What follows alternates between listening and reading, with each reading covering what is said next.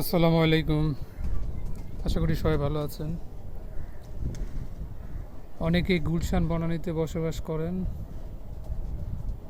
অথচ কড়াইল বস্তিতে কেউ আসা হয় নাই, অথবা অনেকে চিনিও না। তো আজকে একটু আপনাদেরকে বুঝাই দিতেছি কি কড়াইল বস্তিটা আসলে কোন জায়গায় অবস্থিত। এই যে দেখেন, এই যে পুরোটাই হচ্ছে কড়াইল বস্তি। হ্যাঁ, এটা আনুমানিক 2-2.5 কিলো হবেই।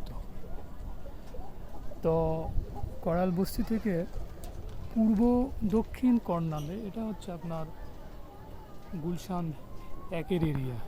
হ্যাঁ, এই যে বিল্ডিংগুলো দেখা যাচ্ছে এটা গুলশান এক। তো গুলশান এক থেকে সোজা যদি পশ্চিমে যাওয়া যায়, হ্যাঁ, এই এই যে বিল্ডিংয়ের পাই দিয়া আপনার এই যে বিল্ডিং, এটা হলো আপনার মহাখালী এরিয়া। তো মহাখালী এরিয়া থেকে আবার এই পাই দিয়ে যদি এদিকে যাওয়া যায়, আমার ক্যামেরা এদিকে দেখা যাইতেছে না এই গাছের কারণে। তো এই পাশটা যাবে আপনার কাকুলি বনানী এরিয়া। হ্যাঁ, তো এই হচ্ছে আপনার কড়াইল বস্তি। তো ওই পাশ দিয়া তো বললাম এটা হলো মহাখালী এরিয়া, এই পাশ দিয়া গুলশান একের এরিয়া, আর গুলশান দুইয়ের এরিয়া হচ্ছে আপনার, একটু জুম করি,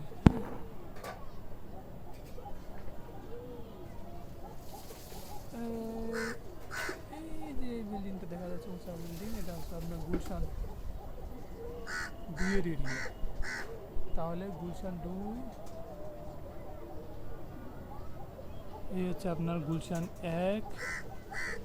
এই পাশ দিয়ে আসলে এই হচ্ছে আপনার মহাখালী, আর এই দিকে যেতে হবে, ওই পাশটা হচ্ছে আপনার বনানী। হ্যাঁ, এই রাউন্ড যে একটা সার্কেল, তো এই সার্কেলের মাঝখানটাই হচ্ছে কড়াইল বস্তি। এখানে মূলত প্রায় 7 লাখ মানুষের বসবাস। প্রতিটা বাড়ি 2 তলা। এই যে টিন, উপরে টিন, নিচে কাঠ দিয়ে তালাপাড়া, এবং তার নিচে আরেক তলা আছে। অনেকেই আবার 3-4 তলাও বানাইছে। যে এই বাড়িটা হচ্ছে আপনার 3 তলা। হ্যাঁ, এই যে আরও আছে, এই যে আরও আছে, এই যে আমি আছি 2 তলার উপরে। তো এই হচ্ছে আপনার একটা কড়াইল বস্তি। আর এখানকার পথঘাট,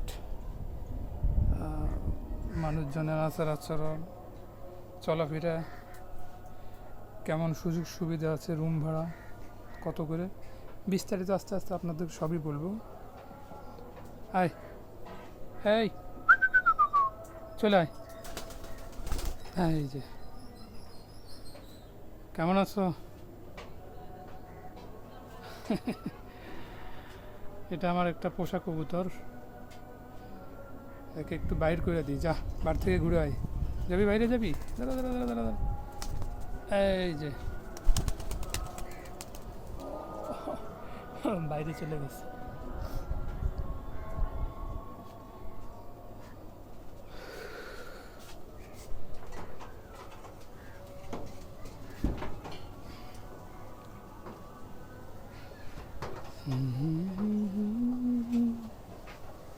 ওরে,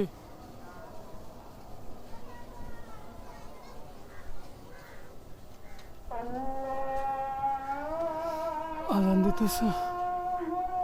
ওই যে, ওই যে বসে আছে।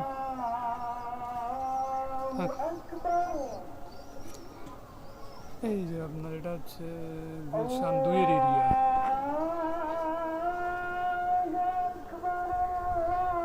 গাছের গাড়ি দেখা যাচ্ছে না। ঠিক আছে, আল্লাহ হাফেজ। আস্তে আস্তে বিস্তারিত সবই আপনাদেরকে বলা হবে।